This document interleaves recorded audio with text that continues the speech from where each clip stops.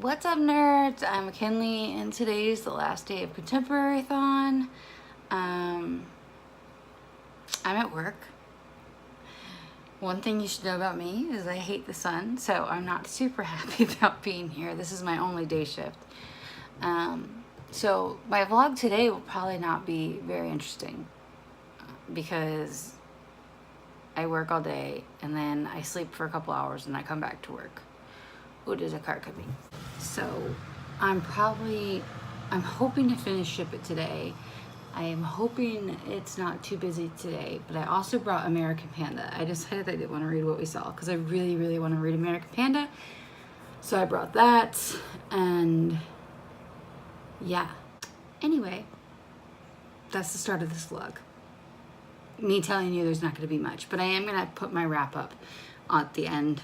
So that'll be the main source of content on this. But yeah, I'm going to read now. It's 10 till 9. I haven't read one single page, but I did book my trip to ALA in June. And booked my trip to New Orleans in June because I'm going to ALA. And I'm so excited. So I just wanted to put that in the vlog because, you know, I'm really excited. And that killed 2 hours trying to I still don't know how I'm going to get from the airport to my hotel. But the hotel and the flight are booked. I'm ready. Okay, guys, I'm home. I finished Ship It, and I have a lot of thoughts and a lot of things to say about it that I'll talk about when I am wrapping it up. But for now, I just took an Ambien, so I'm going to be down for the count very, very soon. But I'm staying in a different part of my room. I also started American Panda, but there's literally no way I'm going to finish that today, so... But I did complete all the challenges and all the books on my TBR except for one, which I swapped in, The Art of Starving, instead of What We Saw, which I will hopefully get to next month. But yeah, that's my update. I'm going to sleep now. See you later. I am back at work. It is 11:30. I finished Ship It, and then I read a chapter of American Panda, and then I went to sleep. So I'm pretty much done with the readathon. Right now I'm kind of just on that you just booked a vacation high, so I'm like, how am I gonna pack in a carry-on because I gotta save my suitcase for the books. But it's fun. I'm gonna film my wrap up here shortly. I just have to set everything up at work, but I had a really fun time with this readathon. I think I liked everything I read.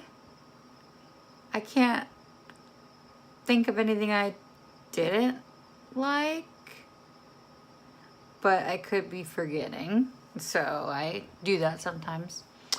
But yeah, I'm gonna film my wrap up here, and I got lighting to bring to work.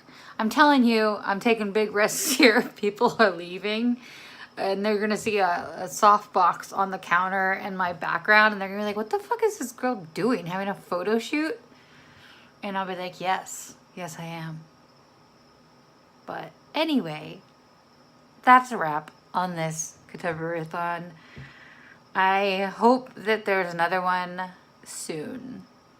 Every 3 to 4 months, I think would be good if anyone's listening. I just love contemporary books, you know?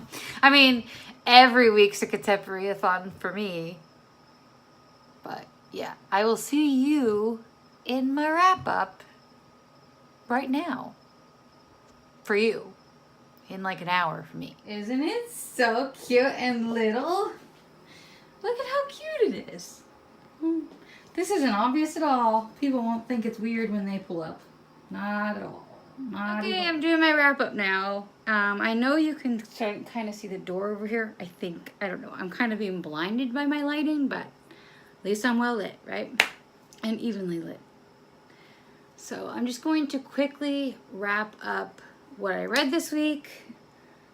I've pretty much told my thoughts in most of my vlogs, but I am still going to go over everything as best as I can. So I'm going to go in order from least favorite to most favorite. My least favorite book that I read this week was The Art of Starving, which I gave 3.5 stars.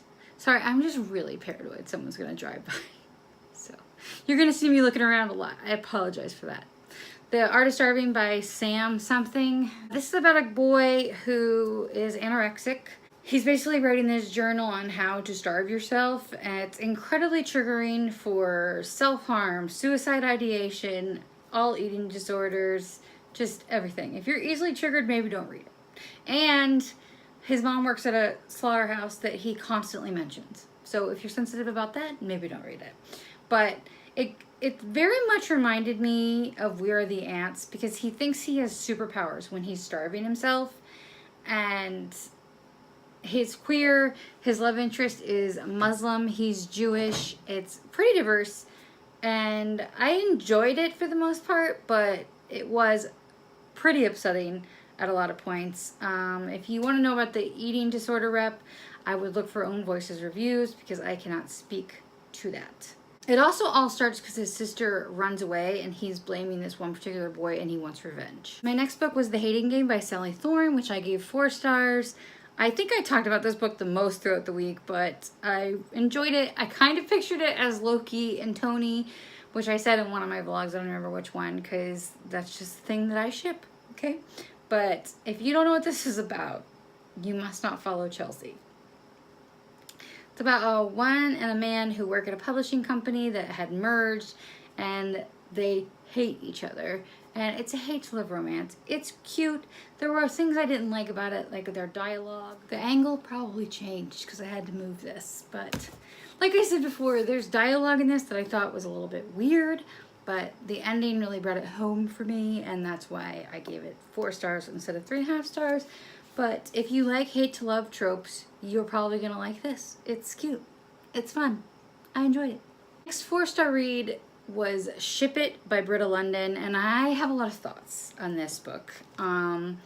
This is probably going to be like a 3.75 star, because I feel like I didn't like it enough to give it 4 stars or 3.5, but I liked it more than 3.5 stars. But then the end happened, so I bumped it up. But I have a lot of I have a lot of conflicting feelings about this. Fuck! Okay, this is the background we're working with now, because people keep pulling up, so just enjoy it. At least it's blocking the toilet. In this book, there's a lot of shit talked about fandoms and queerness, and there's a lot of homophobia, and a lot of it's called out. But there is a part where one person outs another person, and I think that's fucked up. And it's not called out enough, in my opinion.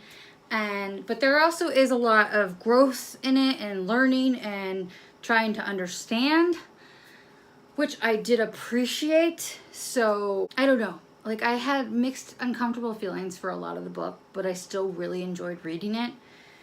But the main character is trying to figure out if she's queer, and I don't know. There's just a lot of thoughts. I'm very incoherent now, because I'm just anxious about people coming.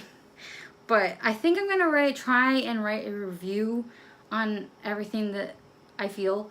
But there is a really good review on Goodreads that I'll link below. But mostly, I think that they did a really good job. She did a really good job of capturing the good and the bad parts of fandom and shipping.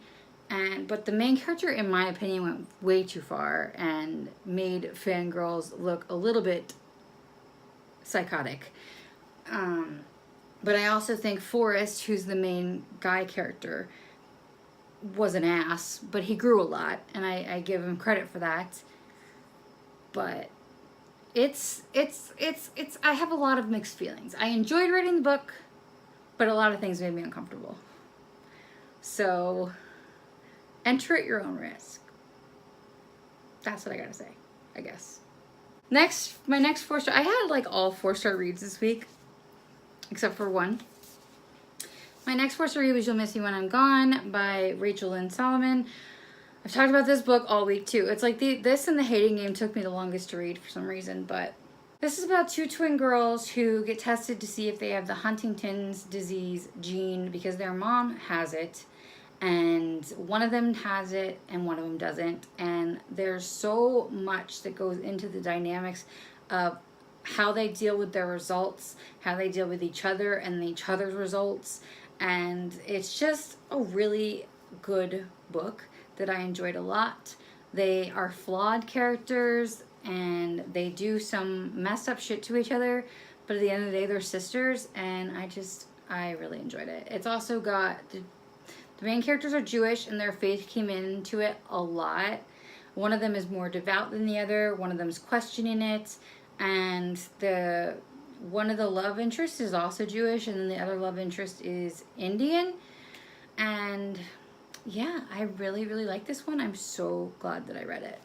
My next 4-star read was Goldie Vance by Hope Larson. This is like a really cute mystery solving type of comic. Goldie likes to solve mysteries. She wants to be a PI around the hotel that she works at, and she's queer and black, and it's so good. If you like Veronica Mars, this is like a happier, cuter Veronica Mars with a black protagonist. So I thought it was adorable, and I really, really liked it. So my only 4.5-star read was Noteworthy by Riley Redgate. I loved this book. It was so good. It's such, if you don't know what it's about a girl who can't seem to get a part in any of the musicals at her boarding school, which is a school for the arts.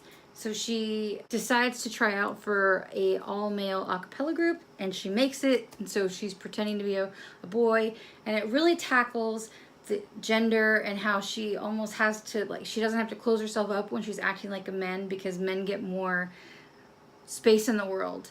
And it tackles that gender thing so well, and she's trying to figure out if she's queer, and it does that really well, and I just really, really enjoyed it, and highly, highly recommend it. Oh, and it even tackles the ethics of what she's doing and intruding on the trans space. It's seriously so good. Finally, my favorite thing that I read apparently this week was Check Please. I don't know how to say her name, but this is a webcomic. I will link it down below, about a boy who vlogs and plays hockey and likes to bake, and it's absolutely adorable. Please go read it. It's so good. All right, guys. That's everything I read for ContemporaryAthon. I had such a fun time doing this readathon and vlogging the experience. I've never vlogged before, so I really enjoyed doing that. And I can't wait for the next one. Thank you guys so much for watching. I'll see you in the next one.